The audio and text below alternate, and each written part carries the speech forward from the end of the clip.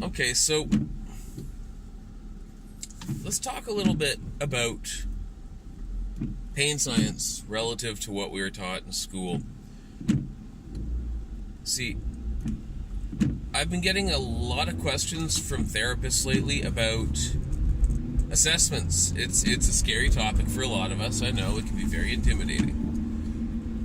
And we have all this pain science stuff now. We have all this pain is a biopsychosocial phenomena, and people are wondering if that means that our entire method of being taught assessments is wrong.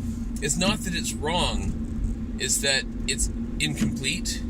So it's not a matter of throwing out the baby with the bathwater, it's a matter of recognizing that the bathwater needs to be replaced and taking the appropriate measures. So, pain is a biopsychosocial phenomena. Our assessments process and even our treatments process are based around the idea that pain is a mechanical phenomenon, and that is antiquated. That's the Descartes method of thinking of pain. He had a very mechanical thought process, and later they introduced the idea of nociceptors as being pain receptors, which they're not. And so when we talk about assessing for pain and dysfunction, we tend to look at things very mechanically. Now, when we're doing our special tests, when we're testing for ranges of motion and such, we have to recognize that for a successful negative test, so someone does their test and there's no pain, we need a couple of criteria met from our biomechanical model. And that biomechanical model that we're thinking about isn't just biomechanical. It's biomechanics, yes, but it's also neurodynamic.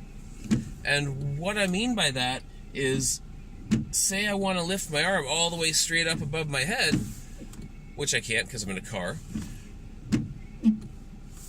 What I can do, or what I need to do is I need to have sufficient anatomical structural capability. The shape of my shoulder blade, the shape of my humerus, the size and shape of my ball and socket, the places that my muscles articulate, they all need to be mechanically organized in such a way that that range is mechanically available. And that's your strict biomechanical anatomy of it.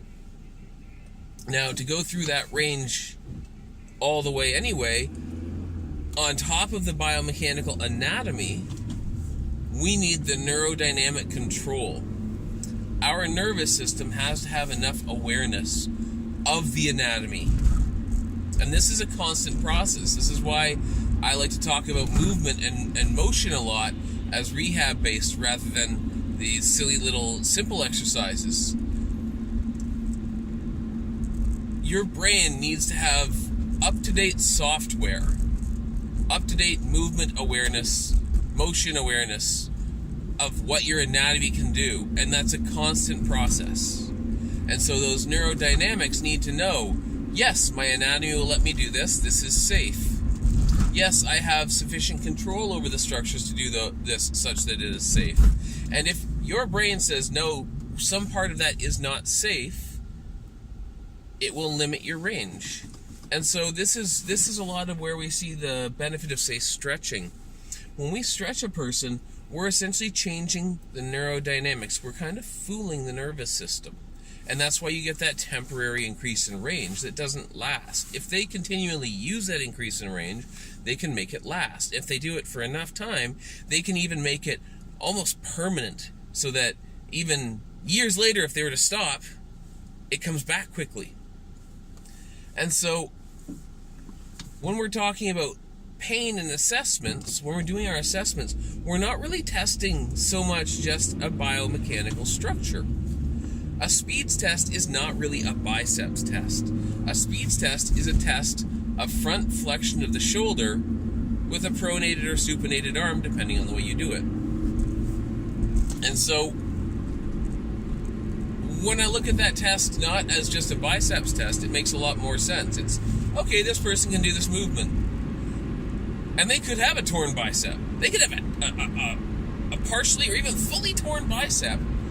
But if their brain, their nervous system, knows a way to bypass the use of that muscle for that range, then it doesn't really matter. They might have a negative test. They might even test strong, and that's supposed to be the structure we're testing, because we're pretty redundantly built. We have a lot of options in our movement to work around what we consider to be primary structures in that movement. And so, with regard to our assessments, and with regard to pain science, basically all we have to do is take the focus off of making a diagnostic. We aren't diagnosticians, we are massage therapists. Instead of focusing on, I need to figure out exactly what's wrong, focus on, I'm making an index of suspicion of things that could be wrong, and I'm going to test to the best of my ability what those things could be, and narrow that index down as I go. And by the end of your treatment and your assessment, you might have a half a dozen possibilities, and that's totally okay. It's not about it being perfect. It's about narrowing it down such that you can treat safely, and those half a dozen possibilities might overlap almost completely in treatment approach, especially in the beginning. And so you now have your treatment outline, even though you don't know exactly what it is. And as you treat further, as you get further along, it might narrow down more. It often does.